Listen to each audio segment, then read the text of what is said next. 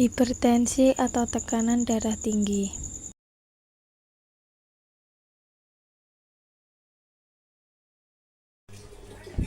Jika Bapak Ibu pernah mendengar dan mengetahuinya, atau Bapak Ibu saat ini sedang mengidap penyakit hipertensi.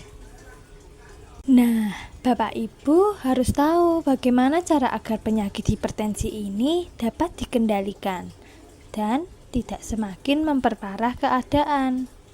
Sebelum saya kasih tahu bagaimana cara mengendalikannya, saya mau kasih tahu dulu, apa sih hipertensi itu?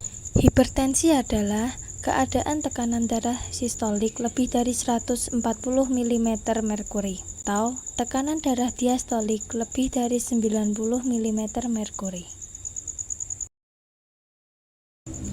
Tekanan darah sistolik adalah jumlah yang diukur dalam setiap detak jantung berkontraksi dan mendorong darah melalui arteri ke seluruh tubuh. Angka tekanan darah sistolik yang normal adalah 120 mm merkuri. Sedangkan tekanan darah diastolik adalah tekanan darah di dalam arteri saat jantung tidak berdegup.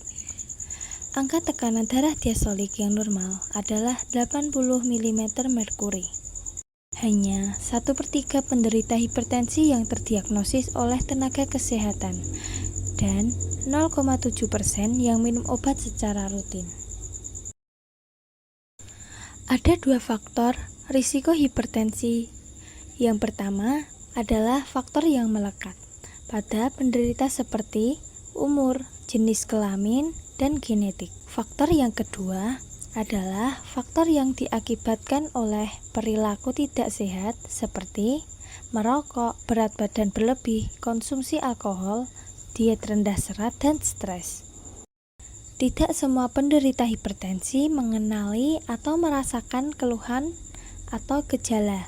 Namun, biasanya keluhan tersebut yang dirasa sakit kepala, gelisah, jantung berdebar, penglihatan kabur, rasa sakit di dada, dan mudah lelah.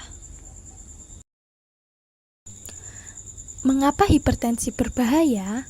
Karena jika tidak dikontrol, hipertensi dapat menyebabkan terjadinya komplikasi seperti penyakit jantung, stroke, kerusakan ginjal, kerusakan retina, penyakit pembuluh darah tepih, gangguan syaraf, dan gangguan otak. Apa sih manfaat dari patuh minum obat?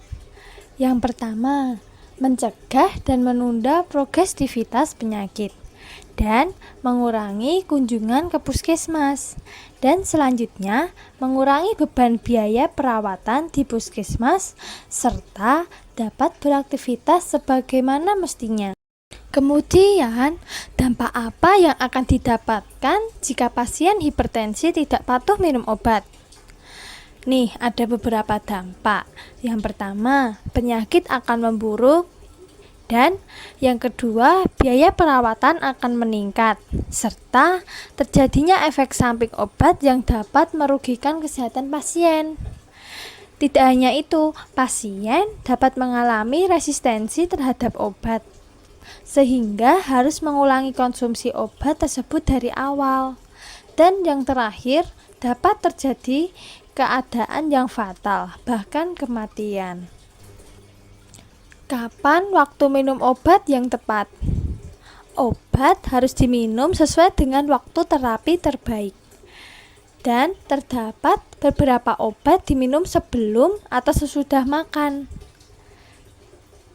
Selanjutnya, semua anjuran cara minum obat tersebut mengikuti arahan dari dokter, serta lakukan kontrol ulang untuk dapat dilakukan tindak lanjut.